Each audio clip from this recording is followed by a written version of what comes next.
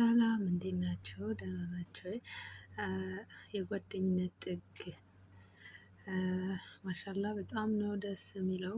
ቲጁና ኤክሮ በነገራችን ላይ እኛ ኢትዮጵያውያኖች ስንባል ብዙ ጊዜ በስንወድቅ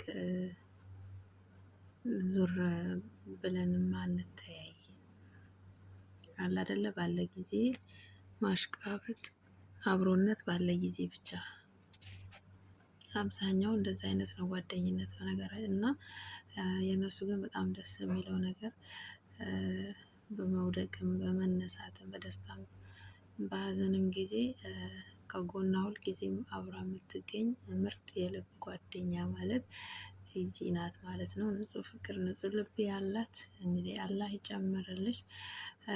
ሌላው ደግሞ ኢክራም እንግዲህ በድራማም ድራማም ሊሆን ይችላል፣ እውነተኛም ታሪኳ ሊሆን ይችላል።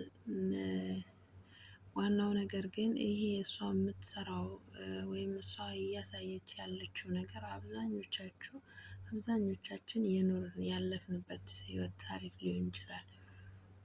እሷ ዩቱበር ስለሆነች እና ካሜራ ደቀና የህይወት ታሪኳ ሁሉ ነገር ስለምትናገር እኔ በበኩሌ መጀመሪያ አካባቢ ምናምን ድራማ ለቪው ለእይታ ሰውን ትኩረት ለመሳብ የምትሰራው ነበረ የሚመስለኝ። አሁን ግን እውነት ነው፣ ትክክል ነው የእሷ ብዬ ነው ማምነው። ምክንያቱም በብዙ እህቶቻችን አይደለም እህቶቻችን በወንድሞቻችንም በተለይ ስደት አረብ ሀገር ተሰዶ ብዙ አመት ለፍቶ ሰርቶ አብዛኛው ደግሞ እንዲህ አይነት ነገር በደል የሚደርስበት ሰው ማን እንደሆነ ታውቃላችሁ? የዋህ ሰው ቤተሰው ዘመድ ወዳጅ ጓደኛ አይልም። በቃ የዋህ ነው። ልቡ ንጹህ ስለሆነ የቸገረውን መርዳት ነው የሚያስበው። ያለውን ማካፈል ነው። በቃ በአጠቃላይ ያለውን ነገር እንደዛ ስለሆነ ህይወቱ ባለው ሰዓት ያንን አድርጎ ባጣ ሰዓት ግን እመኑኝ አብዛኛው የዋህ ሰው ኖሮውም አጣም የራሱን አካፍሎ ነው የሚበላው። ነገር ግን እሱ ሲያጣና ሰው ሲቸገር ዞር ብሎ የሚያየው የለም። እና ይሄ የኢክራም ታሪክ ወይም የኢክራም ቪዲዮ እኔ እውነተኛ ታሪክ ነው። ምክንያቱም እኔ የማመሳሰልበት የራሴ ታሪክ የራሴ ህይወት አለ።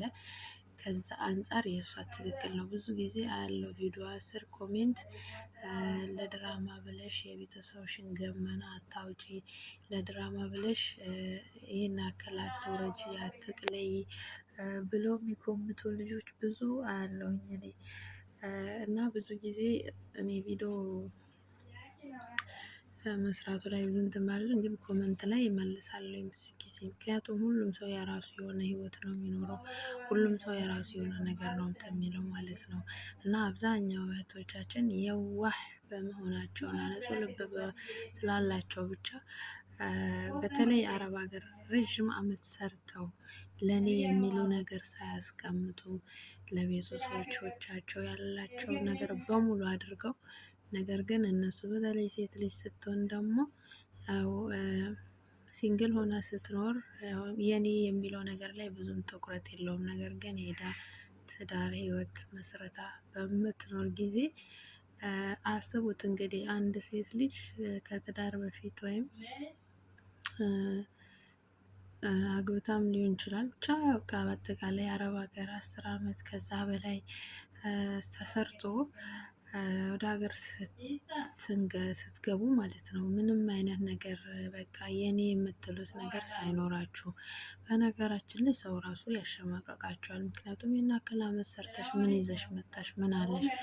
ያው ይሄንን ኑሮ ልትኖሪ ነው የመጣሽው፣ እዛው ብትሆኝ ይሻልሽ ነበረ የሚል የሰዎችን የሚሰብር ሀሳብ የሚሰብር እንትን የሚሰጡ አለ ሞራላችሁ ላይ የሚረማመዱ። እስቲ ይሄንን ህይወት አላለፍኩትም ይሄንን አልገጠመኝም የምትሉ ሰዎች በዚህ ቪዲዮ ኮሜንት ጻፉ። እኔ ከምንም በላይ የሰው የልብ የምትማዳምጠው በኮሜንት ስለሆነ ነው።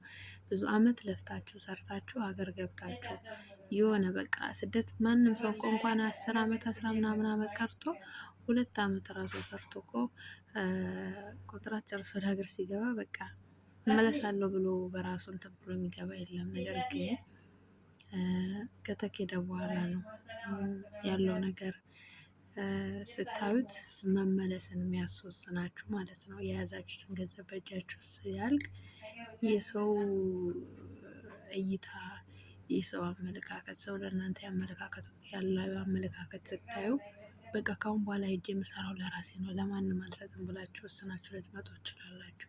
ባታችሁም ግን ያንን ነው ህይወት የምትደግሙት። እና ይሄ እንዲሆን የሚያደርገው ደግሞ አንድ ቤተሰብ ነው ወይም ደግሞ በቅርብ ያለ ጓደኛ፣ ወዳጅ፣ ጎረቤትም ሊሆን ይችላል ማለት ነው። ይህን አክል አመት ሰርተሽ ገንዘብሽን የት አለ? ምን ሰራሽ? ለምን መጣሽ? እዛ ሆነሽ ብትሰሪ ይሻልሽ ነበር። ሌላው ደግሞ ምን አለ መሰላችሁ እንትና ከአንቺ ጋር ሄዳ ይሄንን አድርጋ እዚህ ደርሳለች፣ አንቺ እዚህ ሆነሽ የሚል የሆነ የሞራል ስብራት ይደርስባችኋል ማለት ነው። እና በአጠቃላይ ምን ለማለት ፈልጌ ነው ኢክራም የምትሰራው ቪዲዮ ያው አንዳንዴ በነገራችን ላይ ዩቱበር ስትሆኑ ከመጀመሪያው የህይወት ታሪካችሁ በእውነተኛ የህይወት ታሪክ ስለተመሰረተ እያንዳንዱ ነገር ያው ካሜራ ነው የሚጠብቀው። በካሜራ ደግሞ ሲባል ያው አብዛኛው ነገር ውሸት መስሎ የሚታያለ።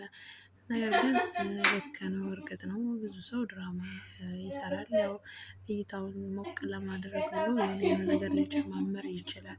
ነገር ግን ምንም ድራማ ቢሆን እንኳን በዚህ ልክ እንግዲህ ሁለት ያልጠነከሩ ራሳቸውን ያልቻሉ ልጆች ይዛ እዚህ ጋር እስከ ጉልት ፀሐይ ላይ ልጅ ወገብ ላይ አዝላ እዚህ ድረስ እስከ መድረስ ያደርሳታል ብዬ አልልም፣ ድራማው ማለት ነው። እንግዲህ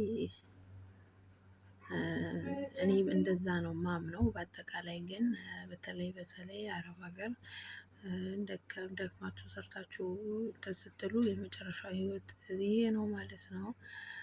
እና እሷ እንዳለችው ከእሷ ተማሩ፣ እንማርበት፣ ልናውቅበት፣ የገንዘብ አያያዛችን ልናሳምር ይገባል። ቤተሰብ አለ መርዳት አይደለም።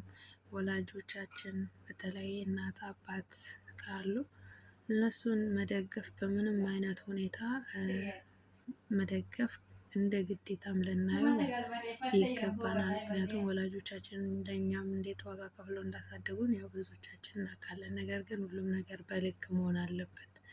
የሚገባቸውን ያክል ነው ማድረግ ያለብን እንጂ እንግዲህ ራሳችንን እስከምንጎዳ ነገ ራሳችንን እንድንወቅስ የሚያደርገን የምንጸጸትበት ነገር እንዲሆን መሆን የለበትም።